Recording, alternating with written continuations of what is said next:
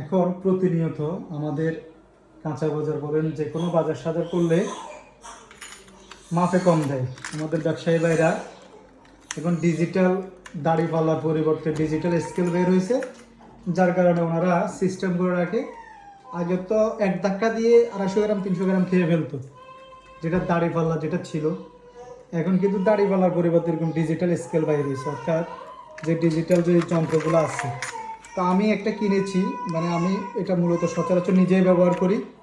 আমার থেকে যখন সন্দেহ লাগে কোনো ফল ফ্রুট কিনলে কিংবা মাংস কিনলে, যদি আমার থেকে যদি সন্দেহ মনে হয়, তখন আমি মাপি, এটা দিয়ে আমি এটা পকেটে করে নিয়ে যাই, তখন আমি মেপে দেখি।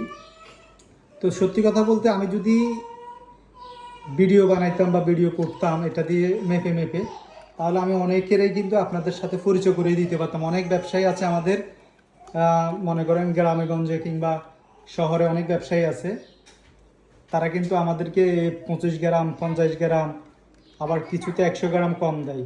আমি অনেক প্রমাণ পেয়েছি। তো যাই হোক, উনি মনে কষ্ট পাবে, এই জন্য আমি প্রথমবার হিসাবে এটা নিয়ে কিছু বলে নেই। নেক্সট টাইম থেকে যখন আমি একই ভুল দেখব বারবার করতেছে, তখন কিন্তু আমি এটা প্রমাণ সহ এবং তাদেরকে কিন্তু আপনাদের সামনে তুলে ধরবো। এরকম কিছু ব্যবসায়ী আছে যারা ফলের দোকানে ফলের ওজন কম দেয়, যারা মাংসের দোকানে মাংসের ওজন কম দেয় এবং ইত্যাদি। আমরা কিন্তু সবগুলো কিন্তু মাপাজোপা বা আমরা সবগুলো কিন্তু মেজারমেন্ট করতে পারি না। আমাদের কিছু জিনিস আছে, যেমন ফল ফ্রুট আছে বা মাংস, যখন আমরা 2-3 কেজি মাংস কিনি, তখন আমরা কিন্তু চাইলে সাথে সাথে এটা স্কেল করে আমাদের পকেট থেকে বের করে আমরা এটা যাচাই বাছাই করতে পারি যে ওনার মাপ সঠিক আছে কি না।